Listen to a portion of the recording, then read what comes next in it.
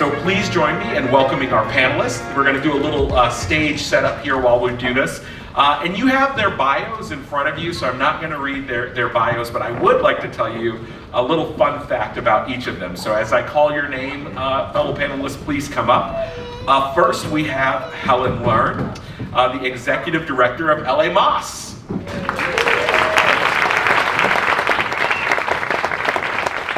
So I can tell you this little fun fact, which is, I'm actually going to tell you 3 fun facts because they were all so good. So beyond her extraordinary bio and the incredible work that she does, Helen holds a 2nd-degree black belt in Taekwondo.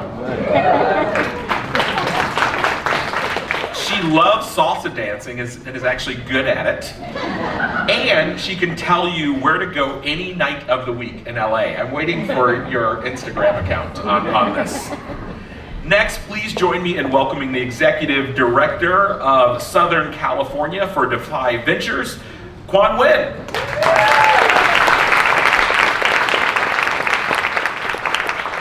Quan will probably tell you a little bit about his story that after being incarcerated with a life sentence, he became deeply involved in various programs aimed at personal development and giving back to the community. And he took that experience and has fueled it into his work. But one of the things that he learned how to do when he was incarcerated was making chess pieces from toilet paper. And he'll have to tell you this trick in case you want to impress your families and your kids when you go back home. So welcome, Quan. And our last panelist to join us is the Executive Director of CicLAvia, Romel Pascual.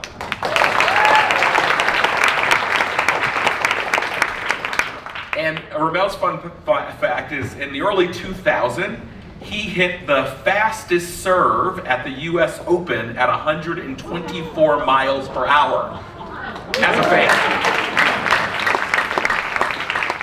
And I guess I have to tell a fun fact to be a part of this panel as well. The one that I came up with is also in the early 2000s. I danced and sang on stage with Patti LaBelle. Badly, but I did it. And that is a fun story that I can tell you. All right. Hello. Let's get into this conversation. So there's a movie from, we keep going back to the early 2000s. Maybe it's one of those days. Photographers, do you want them to take their name tags off? Yeah, let's take their name tags off. So there's a movie from the early 2000s called Brown Sugar. Anybody ever seen it? And there's a hip hop reporter, and one of the questions that she asks everyone that she interviews is, when did you first fall in love with hip hop? So I want to ask our panelists, when did you first fall in love with service? What was your earliest memory of service that fueled the way that you're giving back today? Helen, you want to kick us off? Yes, I'll start. Hello, everyone. I am a proud product of LAUSD. And my first memory was at 7th grade. I helped plant a tree along the LA River in Frogtown, where I grew up. And I remember digging a hole, touching the soil, and for many years watching that tree grow big. That was hosted by the Friends of LA River, who was last year's grantee, and it's so special to do something for a few minutes and actually be able to see that continue to grow. So my love of nature in the city continues, and I have a daughter named Forrest. I love that. Thank you, Helen. Quan. Okay, so I wouldn't know, back then I didn't know I fell in love with it. So I grew up in Provo, Utah. After we lost our country, my father had created the Vietnamese Refugee Association. So as a little boy, he would take me to neighboring states, and he would help the Vietnamese refugees adjust to the new homeland. And as a little boy, I didn't understand why my father said he wasn't getting paid for this.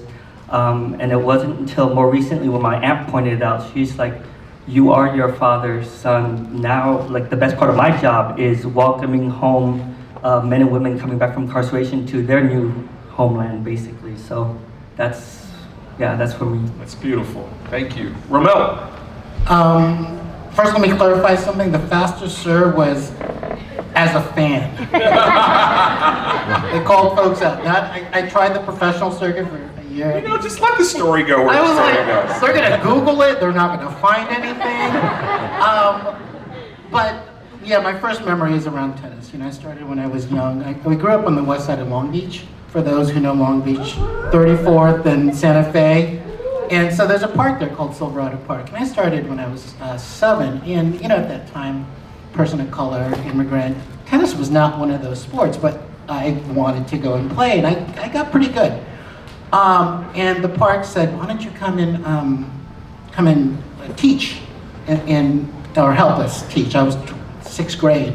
And I was like, okay. And then so that was a volunteer experience, but the experience really led me to think about that I was not the only person that looked like me wanting to play tennis. And during that time in the late 70s, early 80s, those who know the sport, it does not look like this. No. And so here's a community, Westside Long Beach, that was just saying, hey, it was Silverado Park, for those who are from Long Beach. They said, hey, let's get some kids out here. And I'm like, I'm a kid, but they'll say, you're good, go teach them. And I taught them. And so that was my service for free. That was my service. I love that. And all of these stories are such a reminder that we can't wait till someone's 18 to teach them about service. You got to start early. So I hope when we have lunch later, ask your colleagues, ask the people that you're meeting, when did you first fall in love with service? It's such a wonderful way to get to know these extraordinary folks. So next I want to ask all of you all a question about collective action. How does your organizations harness collective action to achieve your mission, and what role do volunteers play in that? Helen, you want to kick us off?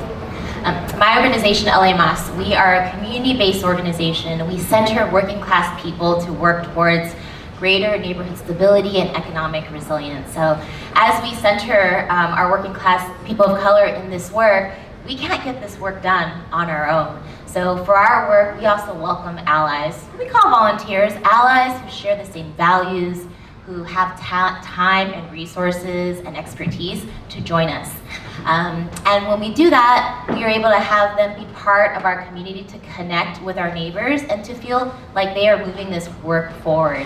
So for us, a lot of our volunteers help set up events. They help get the word out. They share their expertise on organizational foundations like strategic planning and fundraising. And we're really proud that LA Más has hosted actually many AmeriCorps fellows in partnership with the local LA list office, local institution for support corporation. I don't think I even knew what that acronym stands I think I said it wrong. Local Initiatives Support Corporation, amazing office in LA. It's also national. We've hosted AmeriCorps fellows many years. Actually, the 2 we had this summer just ended their summer fellowship on Monday. And our AmeriCorps volunteers have become our staff. Our best volunteers have become our board members. So for us, it's really like, how can we collectively get behind a vision and to make space for everyone despite your race, your culture, your tax bracket. But also knowing who we center in our work. Thanks, Helen. Quan. Okay, so at Defy Ventures, our mission is to shift mindsets to give people with criminal histories their best shot at a second chance. So we run a 7-month training program inside the prisons. That's our flagship program. It's a career readiness, personal development, entrepreneurship training, and it culminates in a business pitch competition that's judged Shark Tank style by volunteers from the business community that comes in with us. We could have the most transformed future Angelinos coming home to our communities. Like, to give you context, 35% of the incarcerated are from LA County and will be returning to LA County. So we like to invest in the future of our communities like that. But what good does it do if we have the most transformed individual and they come home and they're still facing barriers to employment, to housing? So the flip side of our mission is to also shift the mindsets of those who we believe can help us achieve systemic change. That's people from the tech world, venture capitalists, the business community, because then a lot of them become fair chance employment partners with us. A lot of them actually, like some of the tech founders, actually look at how they have their HR policies on hiring. So that's how we believe in moving the needle. It's just, yes, they can come in and engage as coaches and judges, but we also want them to help us move the needle in, making our community safer. Beautiful, thank you. Romel. Let me first say thank you to Ben and Tara, because as CicLAvia was one of the inaugural recipients of the 2050 Grants Challenge. And that allowed us, and for those who are familiar and also who know about CicLAvia, we close streets, miles and miles, and what you see are hundreds, well, I won't say hundreds, 100,000 people in one day exploring their city. But what I want to say, because it speaks to the harnessing of volunteerism, is that what we were able to do was a study back in 2015, and I'm remembering this because we looked at the attendees of the 2015 year of CicLAvias and found that 75% of the zip codes were represented at any one of these CicLAvias. That represented 80% of the population. Then you look at it region-wide and you think about, where did they come from? They came from 51% of the zip codes. In the county, that represented 58% of the population. And you wonder why they come in here, because this is part of the harnessing component, is that at that moment, and that's when I began to run CicLAvia, I was deputy mayor before that, and they came and said, we want to close streets. And I'm like, why? I gotta tell you, frankly, it's like, why do you want to close streets in a city that is about cars? But then you fast forward, post 2015, and then now we've done 55 events. How do you harness the sense of action? And it's around joy. It's like looking at, how do you look at joy as a human right? And what does that look like on the streets that we tend to drive or take public transit, ride our bikes, and begin to experience it in a way that you would not otherwise do? So when we do the call to action of, hey, come on out and volunteer, you begin to understand that folks are volunteering to be part of this big, happiest protest of civic engagement. The largest number of folks that we've had at one event was in 2013 from downtown to the sea, 15 miles, 400,000 people. It was the most trafficked, the worst traffic, I would say, in LA, but they were the happiest people. And so you wonder, CicLAvia means so many things to so many people. And when you frame it in a way that says, you're volunteering for joy, folks are not going to say, oh, that's horrible, I hate joy. You're not going to get that. So part of the work that we do is joyful. When you look at the folks on the panel, that's what we represent, and I see it. And we see it now every 5 weeks in different parts of the city. So that's how we bring people in. Come on and have fun, have a party with a purpose. Joy as a basic human right. I hope someone tweeted that or X'd that or whatever we say nowadays. Helen, let me ask you a question. You take a grassroots approach to community building, and I'm wondering if you could talk about how you build relationships and how you think about relationship building when you're doing that work. Relationship building is so special and core to what we do at LA Más, because without the trust of our community members, our work doesn't happen. Our community members, they trust in us, they trust in one another, and they drive our programs, they drive our priorities, they drive our work. So for us, everything that our team does ensures that we are building trust on a long-term, kind of transformative scale. We build long-term relationships, we get to know people's families, their stories, the complications of their lives, and that means oftentimes, and for many of you doing this work, like our phones and our brains don't turn off when we clock out. We show up as our whole person. I have the honor of working in the communities that have raised me. So a lot of our community members are neighbors. They remind me of my working class immigrant parents. So for us, relationship building starts with our kind of core community of working class community members, but it also means investing time so that our community members who are grassroots leaders leading their own efforts have time and space to build relationships with one another. So we redirect funds, we convene 7 groups of grassroots leaders that are working together on mutual aid and gift economies and creating the space where there is joy, there's celebration, there's time to get to know one another. And one of the great stories is we created a WhatsApp group for all these leaders, and the magic that happens on that WhatsApp group in multiple languages is because of the trust and community that happens. So I think that's the second level. The relationship building happens on multiple levels, and it also happens with kind of our allies, who we call our volunteers. So we create opportunities, whether you're not from the community, And you may not be a working class community member, but there isn't a room for you to come show up with your kids. And how we make that happen is there's always free food, children are welcome, there's language justice, and there's space for just like popular education so that people can know about the systems that got us here so that we can design another way. And I would say all those components of relationship building is really hard, and it takes time and it takes trust. And for us, it's amazing to be part of a grantee of this community because all of you spend that in your own work. You know, what I love about that is all the work that you're doing, that folks in this room are doing, it's creating this really important third space at a time where the Surgeon General talks about a loneliness epidemic. I was watching a story on one of the morning shows this morning that said younger folks are getting tired of all this swiping left and the swiping right, and so there's a new program where you can run together. I can't remember what it's called. You can go running once a month and then have a drink afterwards and meet people IRL. And it's just so important to know that what we do is create these spaces that by doing good is actually building up people as well at a time when we really need it. Quan, can I just ask you about, you bring folks in to prisons, to correctional institutions, to learn about folks that are there, to build relationships. How do you create in those difficult spaces the ability to build authentic relationships? I love this question. Usually I'm on the bus with like 40 or 50 volunteers from our business community, like, you know, entrepreneurs and billionaires and like all these people coming in, and they're like, okay, we're gonna go into the prison, what can I teach them? And usually they go in, no phone, no internet, like no real world problems. They step inside, and then these are some of the most richest, deepest conversations that they would get into. I've heard millions of times when they come out of prison with us, they'll say, you know what, I walked in thinking I was going to give, but I got so much more.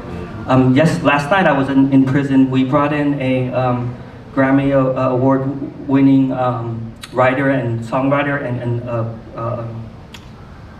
entertainer, and he just played music for our current participants. And one of the men that's incarcerated walked up to one of my team members and just told her, you know what, like, you are the reason why 2 of my best days of my life sentence. The other one was our coaching day when we brought volunteers. So I think seeing the impact of how we could even shape and change the fabric of the prison yards, and then preparing these men for once they come home, we get to see, like, I think that's the best part of my job, is seeing the transformation right before my eyes of someone that our communities may have labeled as, hey, let's write them off. But now we're seeing the transformation and the possibilities of them coming home. Like I shared with you earlier, the best part of my job is to be able to tell somebody, welcome home. Beautiful, thank you so much.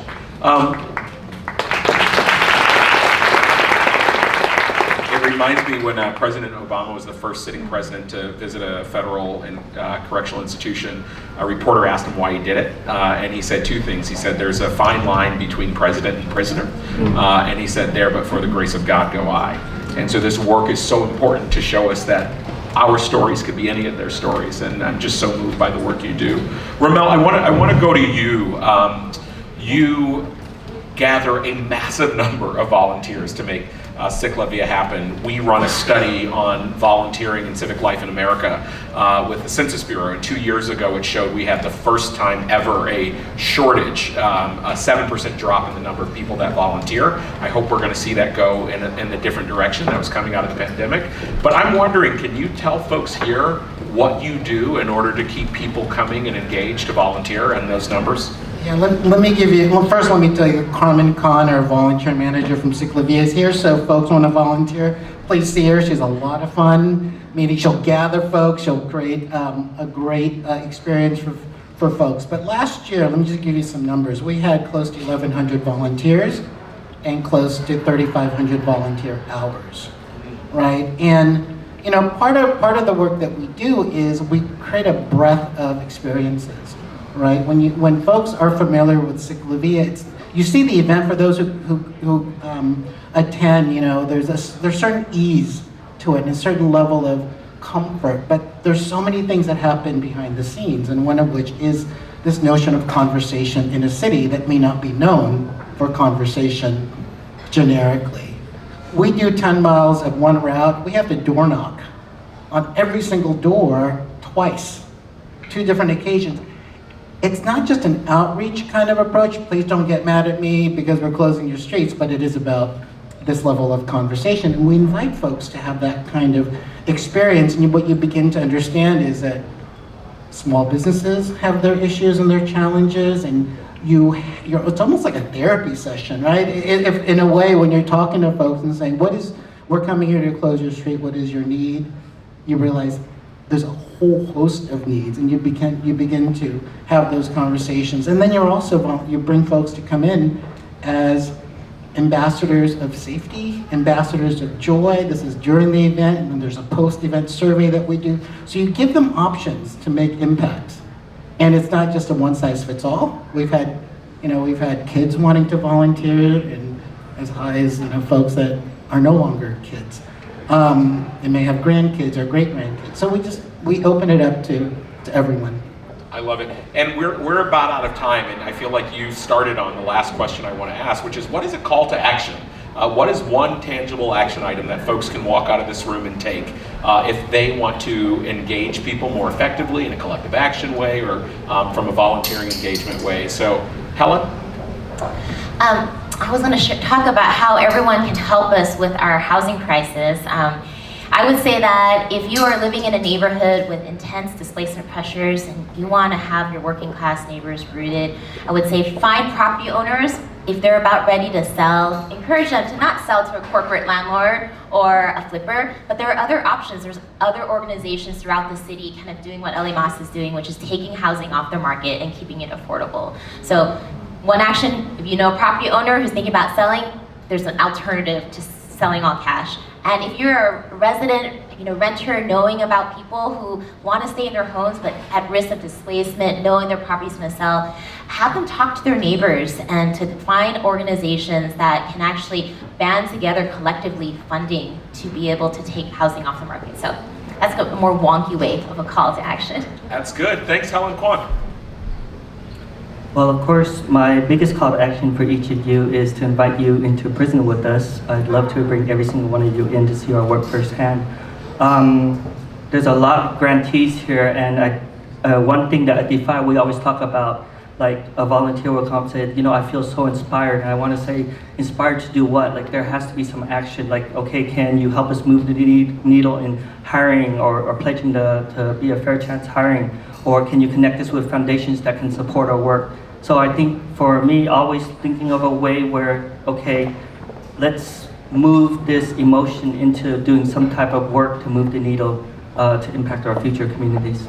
Thank you, Quan. And I have to take the opportunity, we have money we want to give you at AmeriCorps, and we have AmeriCorps members that can serve and help your organizations. So go to AmeriCorps.gov, check it out. We would love to be your partners. And I think my final word is let's all be ambassadors of joy, and let's thank Romel, Quan, and Helen for their extraordinary work in being with us today.